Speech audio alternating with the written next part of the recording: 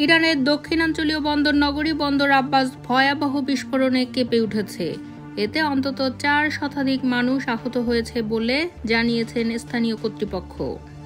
শনিবার রাজধানী তেহরান থেকে প্রায় 1000 কিলোমিটার দক্ষিণে অবস্থিত শহীদ রেজাই বন্দরে এ বিস্ফোরণের ঘটনা ঘটে।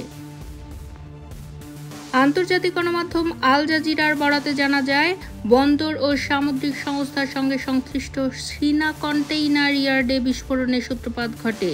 এই এলাকা হরমুজ প্রণালীর উত্তরে অবস্থিত এবং বন্দর আব্বাস শহর থেকে প্রায় 23 কিলোমিটার পূর্বে। প্রাথমিকভাবে ধারণা করা হচ্ছে একটি জ্বালানি ট্যাঙ্ক থেকে আগুন ধরে বিস্ফোরণ ঘটেছে, যদিও এখন পর্যন্ত ইরানের সরকারি কোনো সংস্থা এই বিষয়ে নিশ্চিত করে বিবৃতি দেয়নি। আহতদের তাৎক্ষণিকভাবে বিভিন্ন হাসপাতালে পাঠানো হয়েছে এবং চিকিৎসা কার্যক্রম চলছে। ঘটনার পরপরই নিরাপত্তা বাহিনী ও জরুরি সেবা বিভাগের সদস্যরা ঘটনাস্থলে পৌঁছে উদ্ধার কার্যক্রম শুরু করে। ঘটনাস্থলে নিরাপত্তার সতর্কতা জারি করা হয়েছে বলে নিশ্চিত করেছে ইরানের জরুরি সেবা বিভাগ। বিশ্লেষকরা মনে করছেন বিস্ফোরণের পরিণতি আরও ভয়াবহ হতে পারত, কারণ শহীদ রেজাই বন্দর একটি কৌশলগত গুরুত্বপূর্ণ স্থাপনা, যেখানে কন্টেইনার এবং তেলের ট্যাঙ্ক স্থানান্তর করা হয়। এখানে রয়েছে বেশ কয়েকটি পেট্রোকেমিক্যাল প্ল্যান্টও।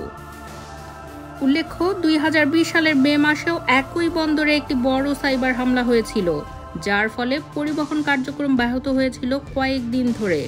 তখনও এই বন্দরটিতে নিরাপত্তা ইস্যু নিয়ে ব্যাপক আলোচনা হয়েছিল।